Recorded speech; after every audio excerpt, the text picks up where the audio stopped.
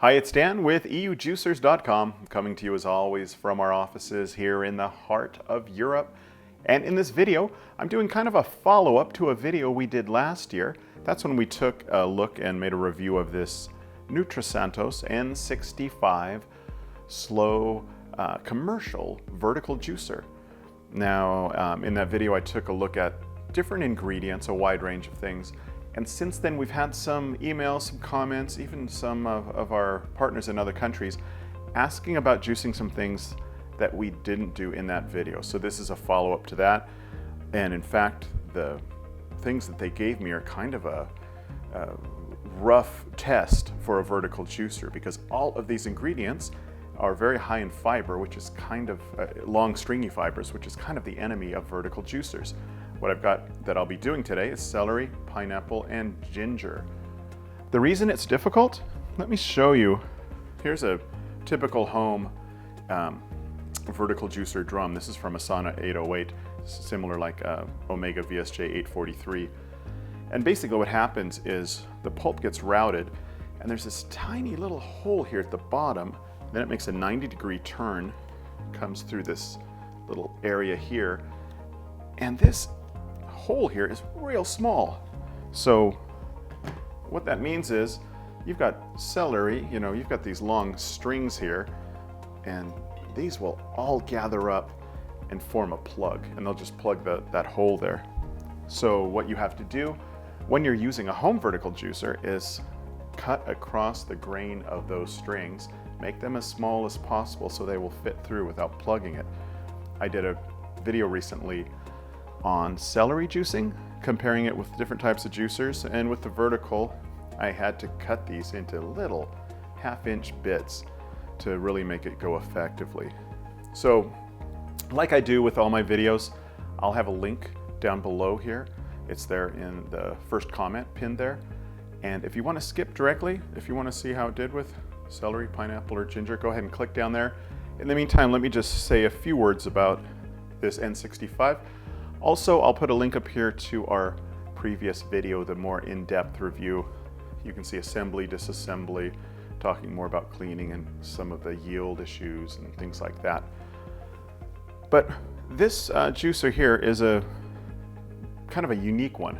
Fits a unique niche in the commercial juicer market. Up until recently, almost every commercial juicer is a high-speed juicer.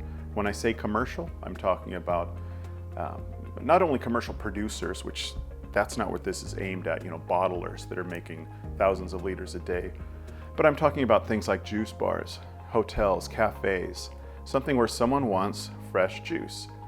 And the problem with centrifugal juicers is they're not a problem with some ingredients like carrots, oranges, but that high speed produces a lot of foam, they're loud, they make a lot of oxidation, which means the juice will start kind of turning brown. As long as you drink it right away, it's okay. They don't handle leafy greens well at all. So a slow juicer is an alternative for those kinds of businesses. And up to now, there's really only been a couple of options for slow juicers for something like a juice bar. Down at one end of the scale, you've got the Sauna 909 Horeca, similar like the Kuving Chef, which is basically a beefed up home vertical juicer with an extra juicing head. Those come in around 1,500 euros. Now the other extreme slow commercial juicer for a juice bar or something is the Angel commercial machine. Those are the 10K, the 20K, and those guys work great, give good yield. It's a lot of work because you're pushing twin gears, but they're priced around 12,000 euros plus, depending on how much capacity and yield you're looking for. So what Nutrisantos has done, they're a company out of France, they've designed this guy to fit somewhere in the middle. This price is in just under 4,000 euros. And the unique things about this juicer, first of all, it's a vertical. It's really heavy, it's really solid, it's made from cast aluminum. The body, all the juicing parts are made from stainless steel, so the juice only comes in contact with stainless steel. And it's just got big chunky pieces, big huge auger, and you can see the big feeding tube. And also it's got these two motors. It's got this upper motor, there's the controls here, and lower motor that are variable speed. And what they do, the upper motor controls this like spiraling feeding tube. Just about right here, there's this almost like a slide made from stainless steel that slowly spins. And what it does is slowly cut and feed in your ingredients. So you can adjust the speed. You can put, multiple cut things in here and adjust how fast you want it to go into the juicing chamber. That rotates between 5 and 10 RPM. Then the main auger in there is spinning. It's also a variable speed, and that goes between 35 and 70 RPM. Now, in some testing that I've done, I found the lower speeds, while it does produce juice more slowly, does get a higher yield. I tested some carrots yesterday, tested whole carrots at the high speed, and then I tested whole carrots at the low speed, and I actually got about 20% more yield by running at the slow speed. So in these tests today, I'm gonna keep it at the slower speed as well. And I guess what I'll do is get some of these out of the way. I'm gonna start with carrots, see if it will go without clogging up the pulp outlet. Keep my fingers crossed. So first up is the celery. Notice I haven't chopped it into small bits. I just trimmed the tops and bottoms. I have 1 kilogram here. I did that celery test recently with 4 different kinds of juicers. Got a range of results anywhere from 500 milliliters up to just over 600 with a twin gear. A lot of factors go in, mainly the quality of the celery, of course the type of juicer.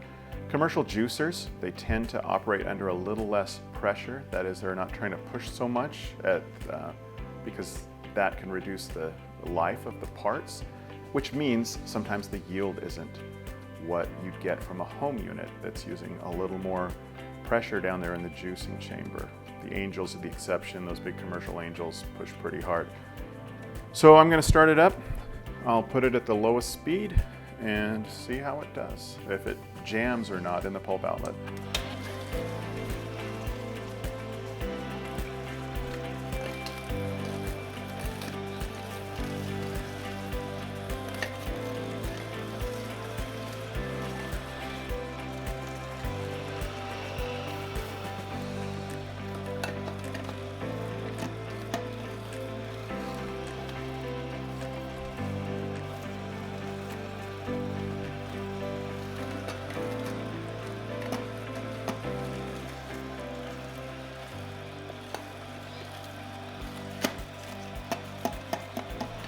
So you can see I put in the last of the celery.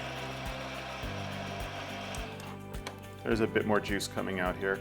Noticed I had to use the pusher quite a bit. The way this rotating, spiraling down input feeding tube worked, it pulled in the carrots great. Maybe it's the shape of the celery, the consistency, but I noticed on a lot of the celery I had to push them through.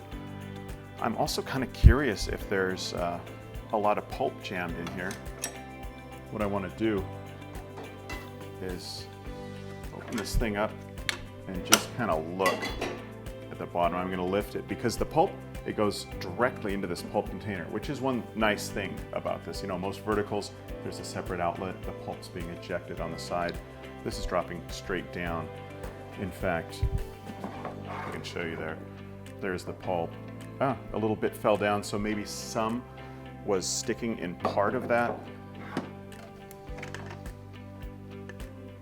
Going to drip a bit of juice here. What I want to do is just kind of look. Yeah, you can see, so about half of it got plugged. So I would say that was with a kilo of carrots. Not plugged, it's in there fairly lightly. Pressure's going to push that through, but at some point that will start jamming up, but at a lot later point than a normal vertical juicer. So there's still about half that circle of pulp outlet there. So I'm going to clean this up, but I'll make a little mess here first because I want to see the yield. Like I said, normally I would hope for 500 milliliters of juice at a minimum, maybe a bit more. Commercials tend to produce a bit less than home. And I think our table's at a slight angle here. From this side, I'm at about 580. From that side, it looks more like 570. 560, something like that. So let's say 560, that's pretty good. Again, a horizontal will give you about 5. An angel will give you a little over 6. Normal home vertical will push 600 as well. So not bad actually for celery. So I'll put it here in the glass. Then I'll clean it up and come back with the next ingredient, the pineapple. All right, so I just cleaned up the celery. You know, when I looked at it when cleaning, I think if I were doing that, I would recommend chopping the celery into smaller pieces. Like I showed you, that celery pulp outlet was about half full, but it was starting to back up into the auger. There were some pieces there, so my yield could have been higher, and cleaning took a little while. I think the time saved by not chopping was kind of lost at the other end by time having to clean out that pulp outlet. Also, anytime you cut something into smaller pieces, you will get a higher yield, so that's a plus as well. And one final thing, the yield was better than I thought. I was looking down at the one side of the juicing container, and because of the optics, my cameraman pointed out, it was actually closer to 600. It wasn't the 550 or 560 or whatever I said. It was just the angle I'm looking and this thick glass that it's going through. So that's with celery. So it did a pretty good yield. 600 is quite respectable. What I'm going to do next is pineapple. Again, normally I would slice them into smaller bits, but this is a commercial machine. I want to see how it can handle these bigger pieces. Pineapple is stringy, but not so much as celery, so hopefully there won't be any sort of clogging issues. And yield-wise, last time I tested pineapple, I got anywhere from 400 milliliters in a centrifugal all the way up to about 650 in a twin gear. So we'll see how this does. Again, this is weighed out. This is 1 kilo of pineapple. Again, part of that is going to be based on the quality of the pineapple. I have 2 pineapples here. One was a lot fresher, greener. That's going to give more juice. The other was a little more golden yellow. That's going to be sweeter, but not quite as juicy.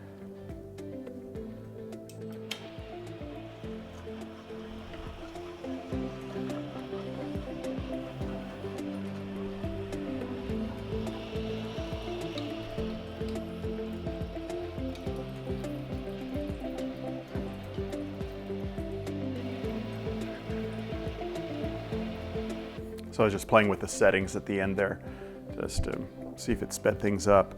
So that went pretty well. Didn't need to use the pusher at all. Those big chunks of pineapple processed just fine. What I'm going to do this time, I'm not going to disassemble it here. What I'll do when I go to the next ingredient, I'll tell you how it looked, if there was any clogging or anything in the pulp outlet, and give you the feedback there. So let's see how much juice I got. Hoping for 500, hoping for more if possible, so we'll see. All right, so it looks like now I know I can trust this side because of those optics. I'd say about 560, so pretty good for pineapple. Put it in the glass here, save for later. And like I said, what I'm going to do now is clean up, take a look at if any pulp got stuck there in the outlet. Pretty pulp free just by the look of things, and I'll know for sure at the end when I'll taste all 3 juices, although I'm not sure if I want to actually drink pure ginger juice. We'll see about that.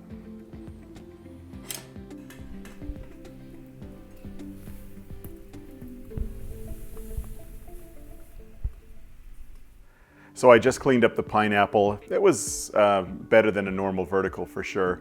There was about 1/3 of that little ring there with pineapple in there, but it rinsed out pretty easily. So it juiced fine, no problem at all. And the yield was pretty respectable. Now the one I'm a little hesitant about is this, the ginger.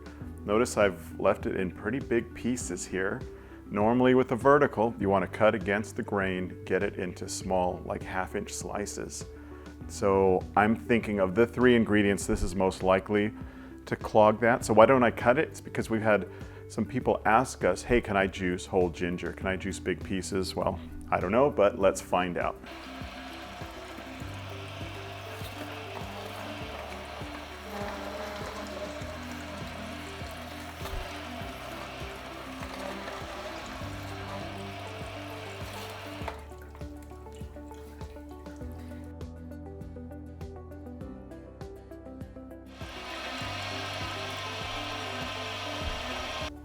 So that went pretty well. I did have a jam where I put in a couple of the really big pieces, I wanted to see what would happen. And what it did, it stopped, it went into reverse mode. This has an auto reverse where it will run the motor 3 seconds in reverse, then go back to forward. That wasn't able to clean it. It took about 2 cycles of that. And eventually the big piece that I kind of shoved in there got cut, dislodged, and juiced out.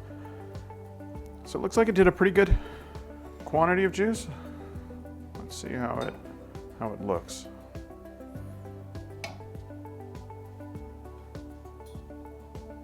So this, it's about just under 600 milliliters. That's from a kilo of ginger. That's pretty good. I've seen up to 700. Again, that's coming out of the twin gear machines, but 6 is respectable. So I'm going to clean it up, see if any of that fiber is just clogging that thing like crazy or if it went through okay. And then I'll have some final words.